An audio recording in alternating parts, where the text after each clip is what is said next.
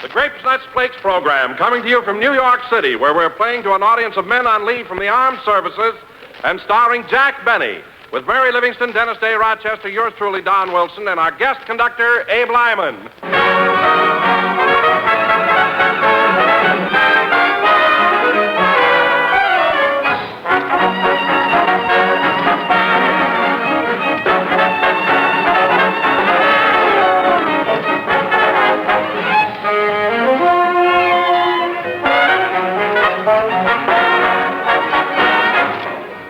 Friends, I met a woman today who has 3 sons on 3 different work shifts.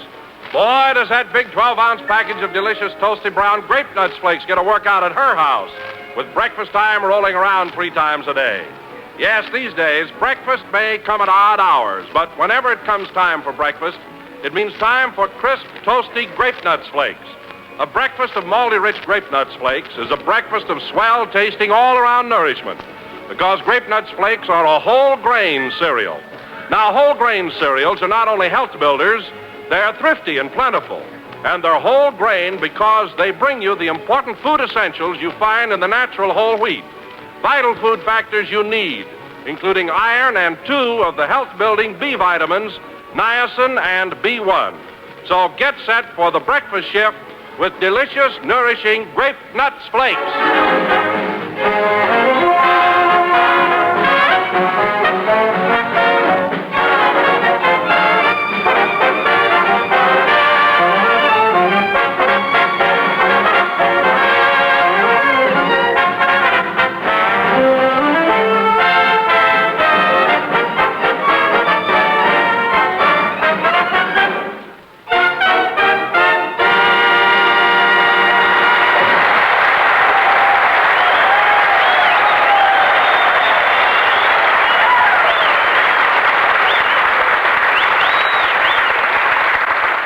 And now, ladies and gentlemen, for the most fantastic introduction of the year. Fantastic? I bring you a famous concert violinist who is making his debut this evening at Carnegie Hall, Jack Benny.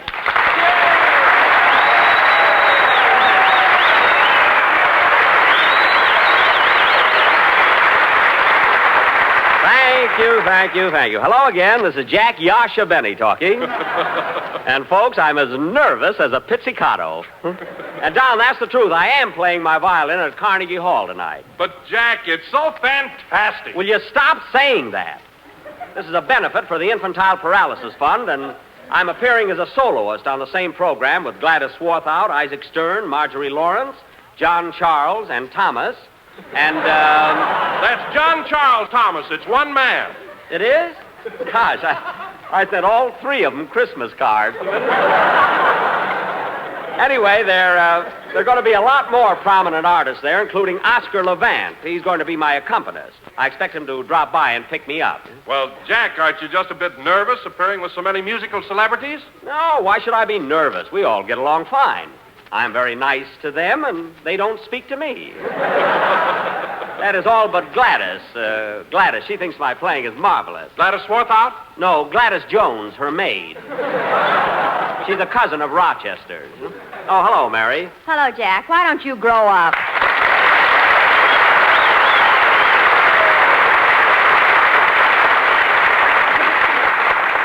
Mary, what do you mean, why don't I grow up? Well, I passed Carnegie Hall just now, and what's the idea of writing your name on all the posters? I didn't write my name. It's printed.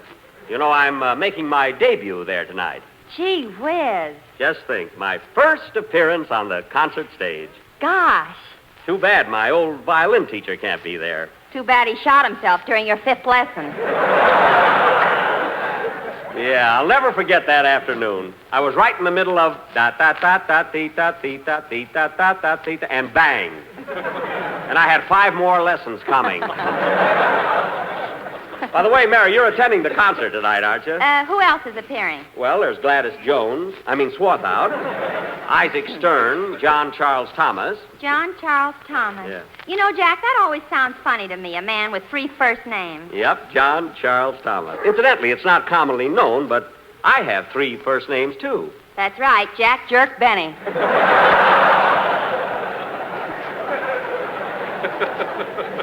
That's Jack John Benny. And speaking of unusual names, say, Don. Yes, Jack. Come here a minute. This'll kill you. What do you think? This'll positively amaze you, but it's the truth, What do you think Fred Allen's middle name is? What? Florence.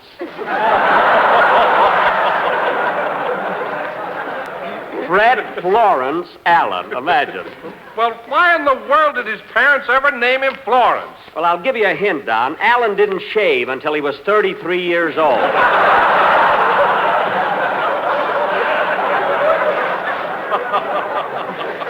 In fact, he still wears his garters above his knees.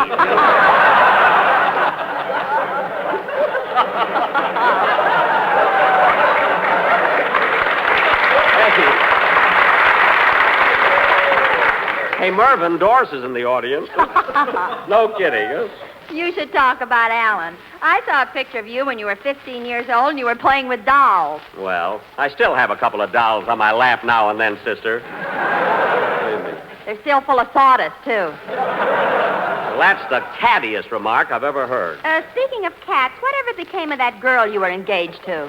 Speaking of cats, what girl? The one with the big grin and the whiskers. Now, cut that out. You're having a jolly time tonight, aren't you? Say, Mr. Benny, is it all right if I take my girl to Oh, your... hello. Hello, Dennis. Hello.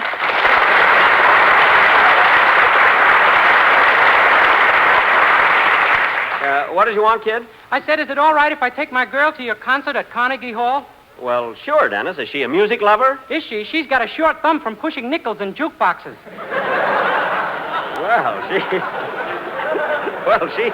She does like music. Where does your girlfriend live, Dennis? If I knew where she lived, I wouldn't be wasting my time at a concert. Well, you'll enjoy it, Dennis. There are a lot of great artists on the program. There's Jan Pierce, Ezio Pinza, Joseph and Rosina Levine, Deans Taylor. Yeah, and don't forget John Charles and Thomas. Wait a minute. I made that same mistake. It's John Charles Thomas, Dennis. Holy smoke, has he got 4 names? Dennis is you. Oh.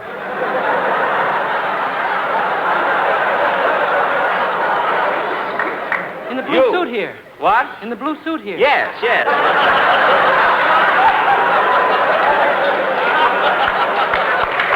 Well, kid. Oh, brother.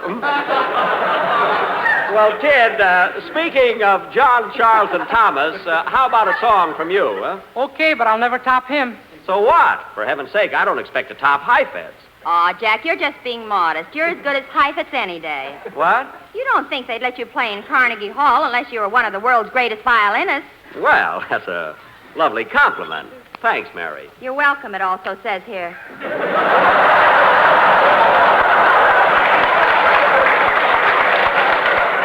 Don't spoil it. You always have to do that. Huh? Well, I don't know about anyone else, but personally, I think Mr. Benny is one of the finest violinists of this earache.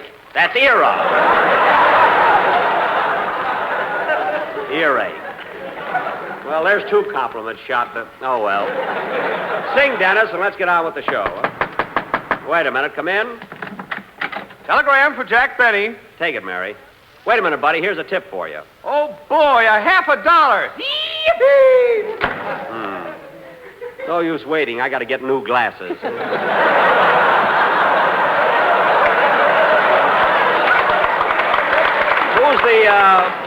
Who's the wire from, Mary? It's from your father. Oh, good old Dad. What does he say? Dear son, congratulations on your appearance in Carnegie Hall tonight. Please let me know how your full dress suit goes over. He made me a beauty, folks. The tails change color like a peacock. Sing, Dennis. Well, I'll probably get slugged for this, but I got a cold. All right, do the best you can. What do you care?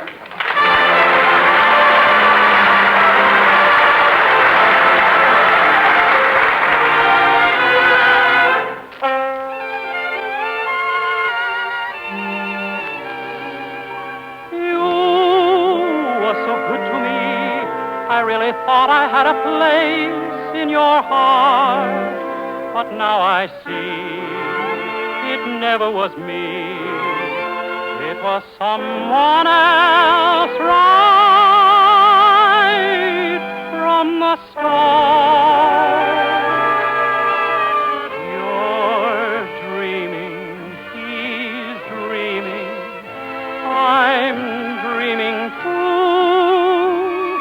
but 3 dreams are one too many, so my dream can never come true.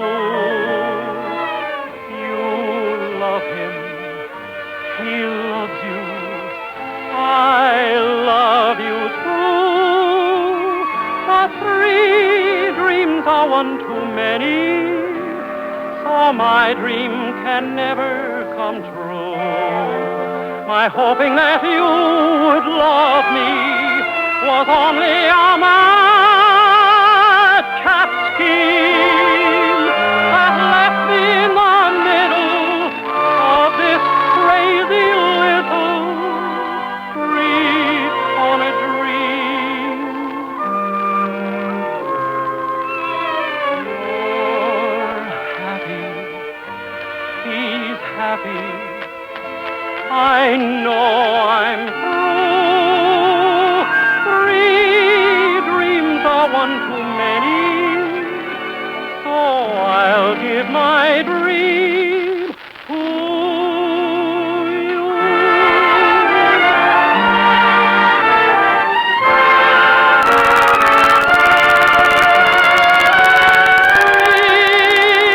3 dreams are one too many, I'll give my dream to you.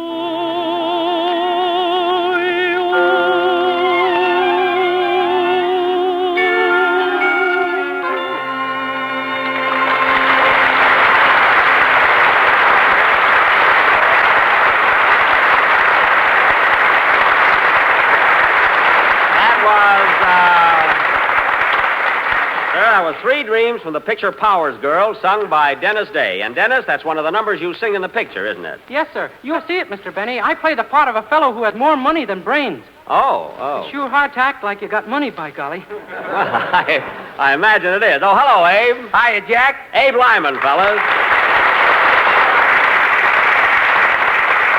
All right, Abe, stop shaking hands over your head like a prize fighter.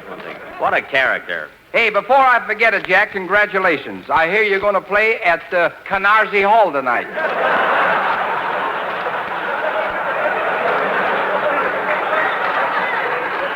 No use talking. Phil Harris is a genius. Really. That's Carnegie Hall on 57th Street. By the way, Abe, you coming to the concert? I'd like to, Jack, but that highbrow music gives me a rash. A what? A rash. Oh. Speaking of highbrow music, Jack, I've written a message which includes the names of various operas concealed in a very clever manner. Oh, fine. Last week it was birds, now it's opera, is it? Well, now, see if you can pick them out, Jack. The operas? Yes. Oh, go ahead. Ladies and gentlemen, the first thing tomorrow morning, go into your kitchen and have a dish of toasty brown sweet as a nut grape nuts flakes. I know they're good because I eat of them every day. Well, there's Faust and Aida. Whether you live in a White House, a Red House, or a Tannhauser, you love America's fastest growing flake cereal. So remember, folks, even if you're feeling lowin', you will grin with grape nuts flakes. Poor Lohengrin really got dragged in there. But, Don, that was all right. I'll see that you get a raise for that. But, Jack, with the new ceiling on salaries, you can't give raises. Yes, sir. And now, ladies and gentlemen... go away, Don. Go away. And now, ladies and gentlemen, for our feature attraction this evening, we are going to present a gripping drama of the Old South entitled... Say, Mr. Benny, I was out in the hall just now, and there's a... Oh, hello, Dennis. Hello. Say, Mr. Benny, I was out in the hall just now. How are and you there's a- feeling, kid? Oh, I was here before, remember? Oh, yes, that's right, in the blue suit. What do you want, Dennis? Well, there's a man waiting for you out in the hall, and he says for you to hurry up. The man out in the hall. Oh, that must be Oscar Levant. Come on in, Oscar.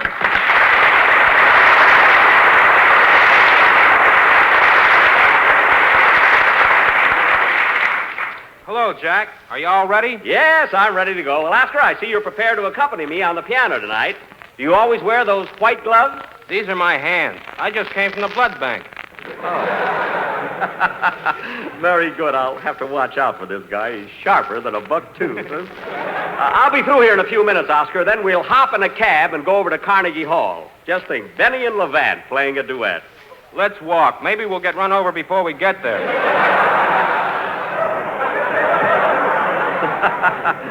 That's all right. I got to be on my toes, dear. This guy's making a monkey out of me. Oh, by the way, Oscar, I think you know everybody here, don't you? Sure. Oh, Mary, didn't I see you at the Store Club last night? The Stork Club? Yes, you were dancing with that South American. Oh, that was Jack with a black toupee. I was in bed by 10 o'clock last night. Although I couldn't sleep, I was so nervous thinking about our concert tonight. You were nervous. My wife had to pull me off the windowsill 3 times. I got to watch out. He's an ad-libbing fool, you know? Oh, Oscar, I don't think you know Abe Lyman, our band leader. I've known Abe for years. Sure, we sat together at Rubens last night. Say, Oscar, you know, that was a pretty good bowl of soup I drank. You didn't drink that soup. You auditioned it. You beat me to it, Oscar. I was just going to ad-lib something like that. Honest, I was. You couldn't ad-lib a sneeze with a nose full of pepper. I couldn't, eh? Well, go ahead and say something. Go ahead, ad-lib. Well? Go ahead. Say something funny. Well. This seems to be a good time to say hello to my mother. Hello, Mom.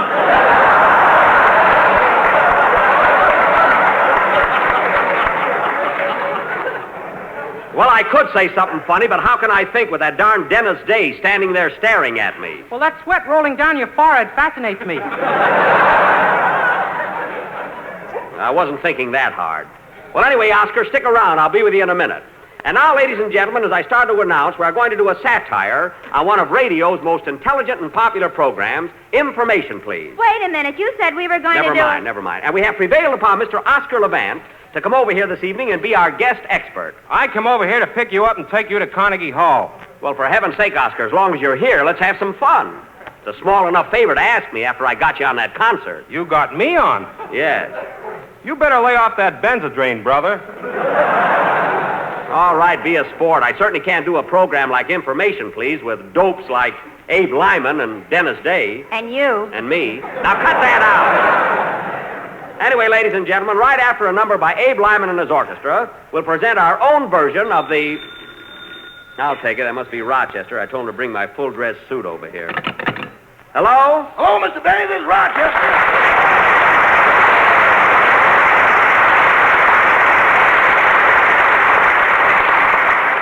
Yes, Rochester. I'm just leaving the hotel, boss. I've got your top hat, white tie, and tail. That's Tails. Tail. One of them got caught in the elevator.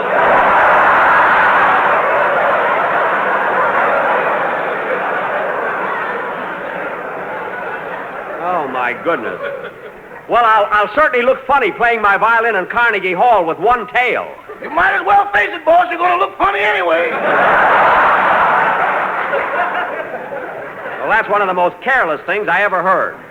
I guess I'll have to wear my tuxedo. Your tuxedo? Yes. Did you press it like I told you to? Well, I pressed the coat all right, but I had a long phone call during the pants. Oh, so you left the hot iron on my pants. Where'd you burn them? I think the French word is derriere.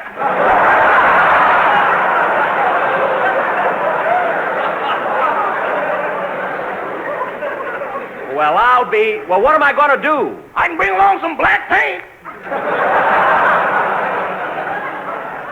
Never mind that. I'll just have to be careful how I take my bow. Oh, wait a minute. I have another idea. I think I'll wear my blue serge suit. That blue serge is awful shiny, boss. It is not shiny. I wish I had a diamond that threw off a glare like that. Look, Rochester, no excuses. You get over here right away with my blue serge suit. Goodbye. Goodbye, boss. Sorry, Oscar. I'll have to wear a blue serge suit tonight. Will that be all right? Sure, I'm wearing a leopard skin myself. Very good. What a guy. He's really on the beam. Play, Lyman.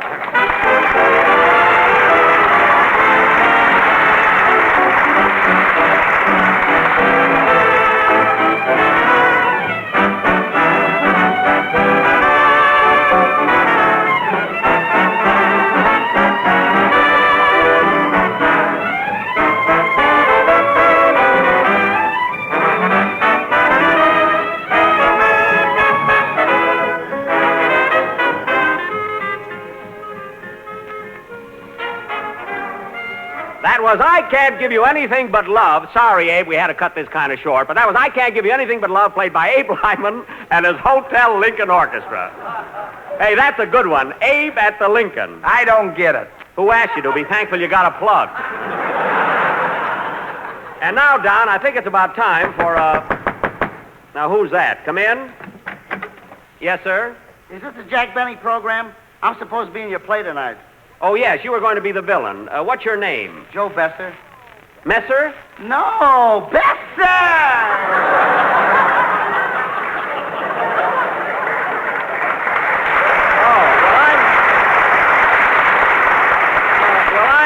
I'm sorry, Mr. Besser. We're not doing a play this evening. Now, wait a minute. I want to act. All right, calm down. I'll find something for you to do. You better, you old crazy you.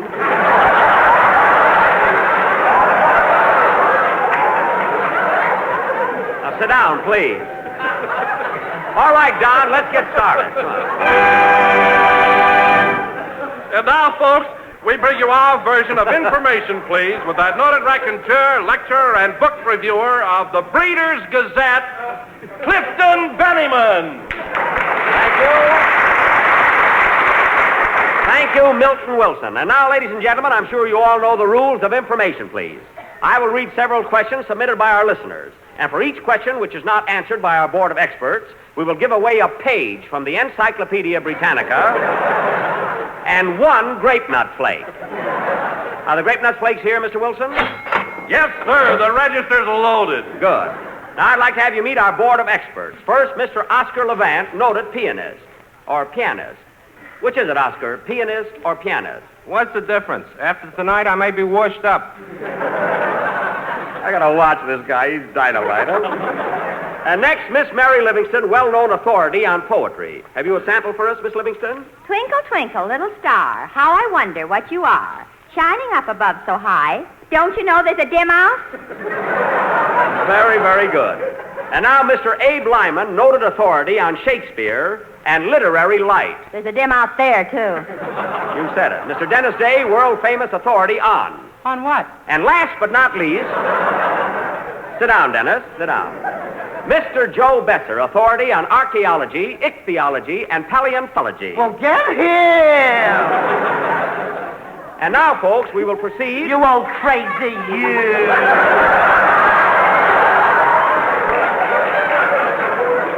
Mr. Besser! We will proceed with Information, please.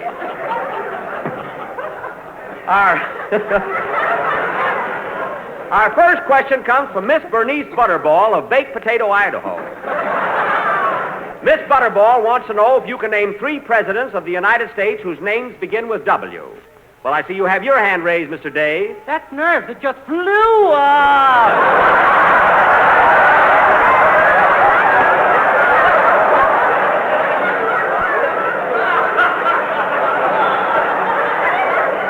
Well, don't you know a president whose name begins with W? Will you give me a hint?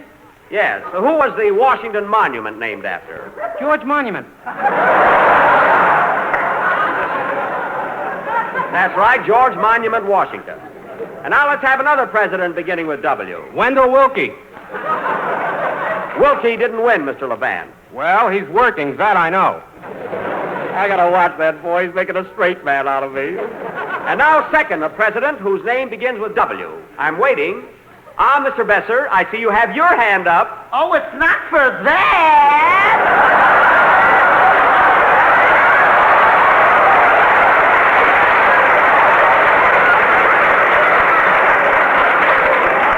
Well, it looks like Miss Butterball has stumped the expert. So we are sending her immediately a page from the Encyclopedia Britannica and a grape nut flake. Now, here's a letter. Here's a letter from Dr. Bert Scott of Beverly Hills, California. Dr. Scott is a dentist, and he says, Dear Mr. Benny, I have written, and if you don't remit promptly, I will... Whoops. How did I get that? Oh, here's a question from Mr. Joe Jackson of Jackson, Georgia. Mr. Jackson wants to know what the following girls have in common. Joan Crawford, Joan Leslie, Joan Bennett, Joan Fontaine. Oh, shut up! Not so fast!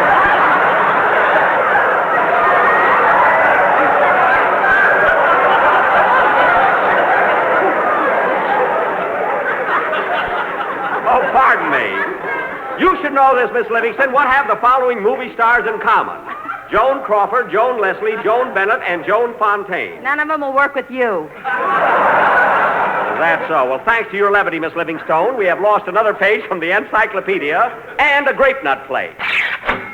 Now, here's a question in your field, Mr. Levant. Incidentally, you haven't gotten anything tonight.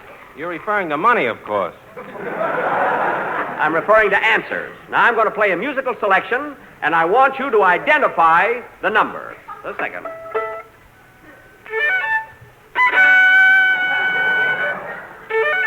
Not so loud! Mr. Besser, please. Now, I'll play it again. I'll play it again, Mr. Levant, and see if you can identify it. Now, what's the name of that number? Its name is Mud. It used to be Souvenir. It's still Souvenir. Now, I'll give you one more chance to Boss! Fine, what do you want, Rochester? Look what time it is. You got to get over to that concert. That's right, it's getting late. Did you bring my blue serge suit? Here it is.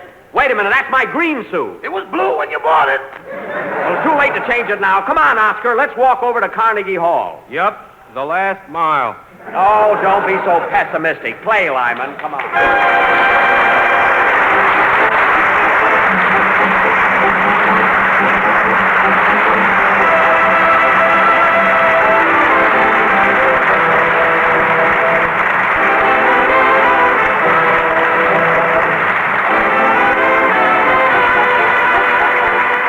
You know, many a proud parent gets a mighty shock when a youngster shoots up overnight. Mom sees little Tommy playing with his blocks, and then, first thing you know, Tommy's curls are gone, and behold, he's a man. Well, not so long ago, Grape Nuts Flakes was just a little shaver, and now, why, just in the past 3 years, the increase in your purchase of Grape Nuts Flakes has been more than that of all the other ready-to-eat cereals put together. And there's a reason. In fact, 2 big reasons. First, it's that sweet-as-a-nut, malty-rich flavor. And it's that grand all-around nourishment. For Grape Nuts Flakes, being a whole grain cereal, bring you vital food factors of natural whole wheat. That means they're one of the 8 types of basic foods recommended as part of your daily diet by our National Nutrition Program. So join the swing to better breakfast by asking for delicious, nutritious Grape Nuts Flakes, America's fastest-growing breakfast cereal.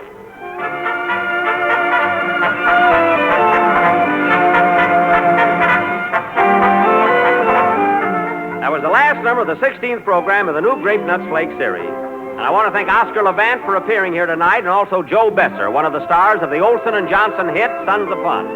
Next Sunday night, folks, we'll be broadcasting from Fort Meade, Maryland. And tomorrow we'll be seeing you boys of the Coast Guard at Manhattan Beach.